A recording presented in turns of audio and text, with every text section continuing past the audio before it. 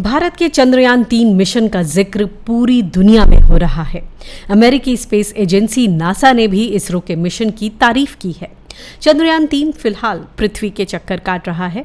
25 जुलाई को 5वें मैनूवर के बाद ये आखिरी कक्षा में पहुंच गया। इसरो के मुताबिक चंद्रयान-3 ने 5वां मैनूवर किया है। धरती की कक्षा में 5वें मैनूवर को बेंगलुरु के ISRO telemetry tracking and command network में बैठे वैज्ञानिकों ने अंजाम दिया। अब 1 अगस्त की रात को चंद्रयान-3 के पृथ्वी की कक्षा से निकलकर चांद की ओर रवाना होने की उम्मीद है। फिर यह चांद की कक्षा में पहुंच उसके चक्कर लगाना शुरू करेगा। चांद तक पहुंचने के लिए भी 5 मैनूवर होंगे। चंद्रयान-3 को 14 जुलाई 2023 को लॉन्च किया गया था।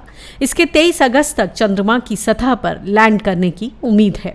धरती के चक्कर लगाता हुआ चंद्रयान-3 चंद्रमा के ऑर्बिट में एंट्री करेगा। चक्कर लगाता हुआ लैंडर मॉड्यूल 23 अगस्त को चांद की सतह पर उतरेगा। चंद्रयान-3 मिशन का यही सबसे क्रिटिकल फेज है। इस दौरान इसरो के वैज्ञानिक सॉफ्ट लैंडिंग की कोशिश करेंगे। भारत के चंद्रयान मिशन में एक स्वदेशी प्रोपल्शन मॉड्यूल, लैंडर मॉड्यूल और एक रोवर शामिल है। इस मिशन के कई स्टेज हैं। चंद्रमा की कक्षा तक पहुंचना और लैंडर का उपयोग करके चंद्रमा की सतह पर सॉफ्ट लैंडिंग करना इसका लक्ष्य है। चंद्रमा की सतह का अध्ययन करने के लिए लैंडर से एक रोवर का निकलना और फिर इसका चंद्रमा की सतह पर घूमना शामिल है। इसरो के चंद्रयान-3 मिशन की कुछ और भी खासियत हैं। चांद के दक्षिणी ध्रुव पर उतरने वाला पहला देश भारत बन जाएगा। 23 से 24 अगस्त को चंद्रमा के दक्षिणी ध्रुव पर विक्रम लैंडर की सॉफ्ट लैंडिंग कराई जाएगी। सॉफ्ट लैंडिंग का मतलब है पूरे नियंत्रण के साथ सतह पर सुरक्षित उतारना।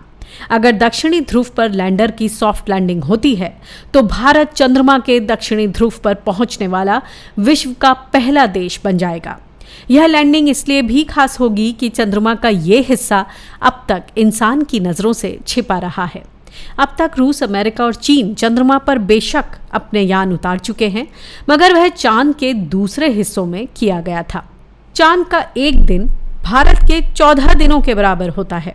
वहीं इसरो के पूर्व वैज्ञानिक नंबी नारायणन ने दावा किया है कि अगर चंद्रयान-3 सफलता से चंद्रमा पर उतरा तो भारत को अंतरिक्ष क्षेत्र के कारोबार में हिस्सेदारी बढ़ाने का मौका मिलेगा। इस समय $60,000 करोड़ के आंके जा रहे इस क्षेत्र में हमारा हिस्सा महज 2% है।